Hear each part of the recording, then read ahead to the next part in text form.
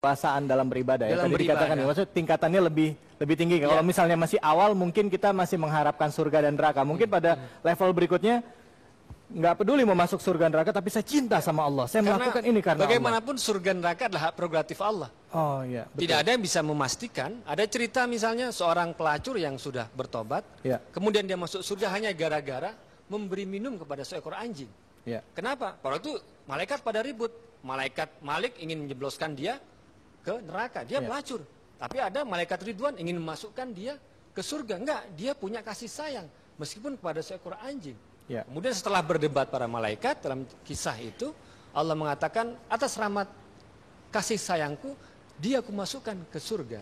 Jadi bagaimana surga dan neraka adalah hak prerogatif Tuhan dan kasih sayang Tuhan meliputi segalanya. Ini yang kita lihat dalam Subhanallah. ibadah. Mungkin dalam salah satu diskusi kita juga pernah mendengar ya bagaimana seorang pembunuh yang sudah membunuh 99 orang karena ingin bertobat, di tengah jalan beliau wafat ya. Sebelumnya sempat membunuh seorang ulama karena dibilang dia masih masuk neraka. Tapi begitu di tengah jalan ya kan, ternyata Allah menentukan masuk surga. Padahal dia masih dalam perjalanan di tengah jalan, betul ya Ustaz ya? Betul. Nah, nanti Ustaz akan lanjutkan lagi, begitu juga dengan Mas Guntur. Kita akan memberikan kesempatan kepada ibu-ibu, bapak-bapak di sini yang mau bertanya. Sayang sekali kalau misalnya Anda bisa ikutan ya, enak sekali nih pemirsa yang ada di rumah. Makanya jadi setiap oase Ramadan bikin acara, Anda bisa sempetin waktu untuk mampir ke sini ya. Jangan kemana-mana, tentunya tetaplah di sini di oase Ramadan. Lagi di oase Ramadan sambil menunggu waktu berbuka puasa. Mungkin saat ini Anda di rumah ada yang sedang menyiapkan makanan untuk suami tercinta, anak tercinta, atau mungkin ada yang sedang mempersiapkan diri untuk berangkat ke masjid ya. Tidak ada salahnya untuk bergabung dulu sebentar di sini bersama kami karena masih banyak hal yang bisa kita petik dari apa yang disampaikan. Nah, untuk itu kami berikan kesempatan dulu buat jamaah yang ada di Masjid Agung Sunda Kelapa. Siapa yang mau bertanya? Silakan. Dari? Oke. Silakan Pak, namanya siapa dan pertanyaannya diajukan kepada siapa? Assalamualaikum warahmatullahi wabarakatuh. Waalaikumsalam. Pak Ustadz, saya mau bertanya. Nama Bapak siapa Pak? Nama saya Yan Kasiran. Yan Kasiran, silakan Pak. Apakah berhak kita untuk menyatakan seseorang itu beriman?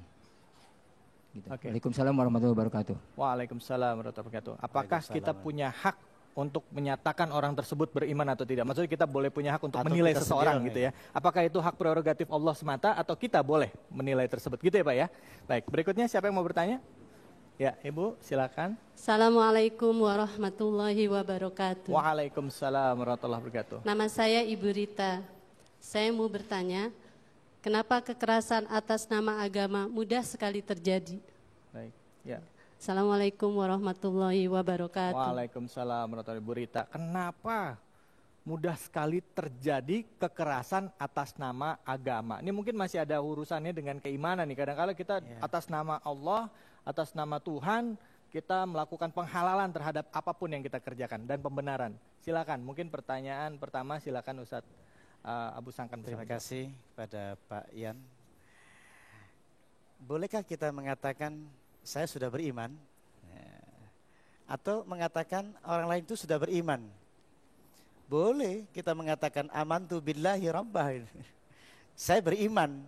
Nah, nanti kualitasnya Allah yang tahu. Tapi harus kita sebutkan saya beriman. Kalau ditanya kau beriman enggak? Enggak tahu dah. Iman kagak beriman kagak jelas kita. Nah, enggak bisa begitu. Walaupun agak tipis-tipis tapi tetap kita harus ucapkan jelas. Makanya orang yang sudah mengatakan amantu billahi rabba wa bil islami dina wa bi Muhammad nabi wa rasulah, haram hukumnya diperangi. Haram diganggu darahnya.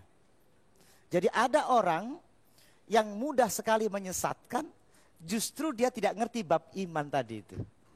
Orang beriman ini sudah menyatakan diri beriman. Untuk kualitasnya Allah yang menentukan. Tapi dia sudah ucapkan dengan benar, dia beriman dan bersyahadat, kemudian ucapkan la ilaha illallah Muhammad Rasulullah. Suatu ketika ada seorang sahabat Nabi ketika berperang. Sayyidina Ali waktu itu dia marah dengan seseorang itu. Ketika dia mau tebas lehernya, dia ucapkan la ilaha illallah Muhammad Rasulullah. Lalu ditetap tebaskan, Rasulullah marah sekali. Urusan hati adalah Allah, tapi dia sudah ucapkan kalimat la ilaha illallah Muhammadar Rasulullah. Jadi jangan mudah sekali orang untuk mengatakan dia tidak beriman, Padahal dia sudah ucapkan itu semua. Nah, soal ini kita batasnya hanya di luarnya saja. Oh, dia sudah pakai peci haji, sudah berangkat ke masjid, ya sudah, dia orang baik. Itu cukup sampai di situ. Oh, dia sudah zakat, nggak ada urusan mengatakan ikhlas tak ikhlas, nggak ada urusan dengan kita, itu urusan Allah. Kita mengatakan dia ahli zakat loh, cukup begitu aja. Kecuali yang pelit, oh itu ahli pelit, boleh. Itu bayar. Nah, kalau kebalikannya gimana, Ustaz? Bagaimana? Kan kita sering kali menjudge gampang ya, menilai seseorang. Karena Iya. dia orang jarang ke masjid atau apa, kita suka bilang, tuh orang kafir tuh orang nggak bener. Nah, itu kayak gimana nah Ustaz? Ini saya coba kebalikannya dari yang masalah keimanan. Iya. Boleh nggak kita menjudge seseorang? Atau menilai Kita dalam seseorang? hati saja, orang ini agamanya apa ya, kok gitu ya. Jangan diumumkan, hei orang itu agamanya apa, nggak jelas, itu masalah. Jadi kalau orang seperti itu, kalau kita dalam konsep Islam sebenarnya dengan kasih sayang tetap. Iya. Kasih sayang tidak bisa kita mengatakan dia harus kafirkah dia atau apakah dia. Apakah dia yang harus didakwahi atau yang terdakwah? Kalau yang didakwahi jangan dijas, didekati. Kadang-kadang kita terbalik. Orang semua terdakwah semua. Orang ini sudah kafir, orang ini sudah murtad, orang situ sudah bid'ah, ini ahli itu. Iya. Kenapa nggak didatangi dengan kasih sayang? Nabi itu dakwah kepada orang yang kagak sholat, betul nggak? Betul. Nabi itu berdakwah kepada yang suka melacur. Nabi berdakwah kepada orang suka bunuh orang, betul nggak? Berarti Nabi dakwah kepada orang yang tidak baik. Sayangnya Abu Sangan dakwahnya di masjid, bukan dakwah namanya. Orang sadar semua dikasih tahu. Sama aja bohong. Pulang kasih duit lagi. Gendeng gak? Nah itu. Yang di Irian sana, yang di Australia sana. Para orang ustadz-ustadz ini kan adanya di panggung begini, Pak. Sebenarnya ujung tombak itu justru anak tongkrongan. Anak tongkrongan baru setengah iman, imannya baru setengah, justru dia yang banyak dakwahnya, Pak. Tahu nggak lu? Gua kemarin kan mabuk tuh katanya. Udah kagak enak udah katanya. Yang ngomong gitu bukan ustadz, pasti bekas mabuk juga. Temennya ini sadar, Pak. Ujung tombaknya itu justru orang-orang setengah iman. Nanti dibawa ke masjid, dikasih Abu Sangan tinggal enaknya. Betul apa namanya? Betul. Itulah bedanya apakah jadi terdakwah, apa kita akan dakwah. Jadi itu Mas Rafid, itu aja dari saya. Baik, terima kasih banyak. Nah, sekarang bicara mengenai kekerasan atas nama agama nih, ya, atau ya pembenaran lah terhadap melakukan tindakan kekerasan atas nama Tuhan. Nah, ini bagaimana? Mungkin Mas Mas Guntur silahkan bisa menjawab. Pernyataan dari Ustadz Abu Sangkan tadi bahwa kita bisa saja menilai keimanan seorang, tapi soal kualitas keimanan itu yang tahu hanyalah Allah Ta'ala. Oleh karena itu dalam prinsip-prinsip dakwah yang kita kenal dalam Islam, bahwa tetap kasih sayang lewat yang persuasif. Misalnya ada metode dakwah dalam surat dikatakan, Allah berfirman, Udu'u ila sabili rabbika bil hikmah wal mau'idatil hasanah wajadilhum billati hiya ahsan. Bahwa ada metode hikmah dengan penuh kebijaksanaan, dengan kata-kata yang baik, kemudian atau perdebatan dengan cara yang baik. Kenapa hanya tidak boleh memukul, tidak boleh melakukan kekerasan? Kenapa? Inna rabbaka huwa a'lamu biman dhalla an sabilihi wa huwa a'lamu bil muhtadin. Persis seperti katakan Ustaz Abu Sangkan, bahwa hanya Allah lah yang tahu siapa yang tersesat dan siapa yang mendapat petunjuk. Jadi soal benar-benar keimanan kualitas yang tahu hanyalah Allah Subhanahu wa taala. Tapi boleh nggak kita melakukan kekerasan atas nama agama Nah, itu itu tidak pertanyaannya? boleh, tidak boleh. Itu Enggak, tidak boleh karena pada prinsipnya Islam adalah kepasrahan, adalah kedamaian, dan dakwah pun yang disebarkan harus melalui cara-cara yang damai dan persuasif. Jadi walaupun atas nama amar ma'ruf nahi mungkar, Saya teringat Nah, kata-kata Kiai Said Agil Siraj, Ketua Iya. BN, mengatakan bahwa amar ma'ruf nahi mungkar, bahwa meminta atau menyuruh orang mengerjakan amal yang baik dan mencegah dari mungkar juga harus bil ma'ruf, harus dengan cara-cara yang baik juga, bukan Iya. dengan cara kekerasan.